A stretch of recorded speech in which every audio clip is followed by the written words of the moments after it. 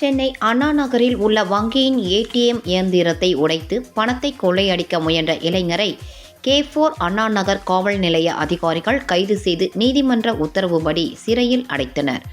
இது தொடர்பாக நமது செய்தியாளர் முருகன் தரும் கூடுதல் தகவல்களை தற்போது காணலாம்.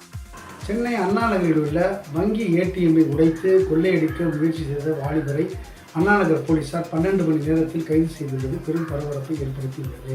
குற்றவாளி யார் என்றே தெரியாத அந்த மர்ம நபரை அங்கிருந்த சிசிடிவி கேமராக்களை ஆய்வு செய்த பின்பு குற்றவாளியை கண்டுபிடித்து கைது செய்துள்ளனர்.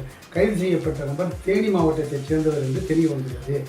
இதற்கிடையே இவர் பல்வேறு குற்றங்களில் சம்பந்தப்பட்டுள்ளாரா, வேறு ஏதும் குற்றங்களில் இவர் ஈடுபட்டு கைது செய்யப்பட்டுள்ளாரா என்று போலீசார் விசாரித்து வரும் இந்த சூழலில் இந்த கைது செய்யப்பட்ட ராம்குமார் என்ற வாலிபரிடம் போலீசார் தீவிர விசாரணை செய்து வருகிறார்கள்.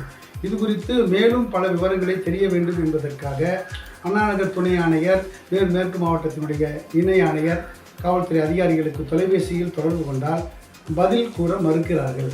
என்ன நடந்தது, அவர் பழைய குற்றவாளியா முதல் குற்றவாளியா என்பதை கூட கூறுவதற்கு அவர்கள் மறுக்கிறார்கள் என்று சொல்வதை விட அவர்கள் செல்போனை எடுப்பதற்கே மறுக்கிறார்கள் என்பதுதான் உண்மை.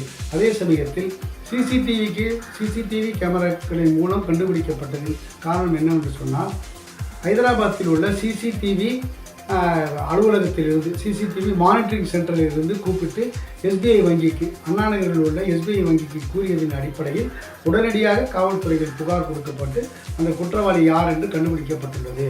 இந்த சூழலில் போலீசார் அந்த வங்கியின் வாசலில் தற்போது பாதுகாப்பு பணியில் ஈடுபட்டு வருகிறார்கள். மேலும் இதுபோன்ற குற்றங்களை தடுப்பதற்கு காவல்துறை பல்வேறு நடவடிக்கைகள் எடுத்து வந்தாலும் சிசிடிவியின் ஆய்வின் மூலமாக பல குற்றவாளிகளை கைது செய்வதற்கு ஏதுவாக அமைந்துள்ளது. வின் செய்திகளுக்காக ஜி. முருகன்.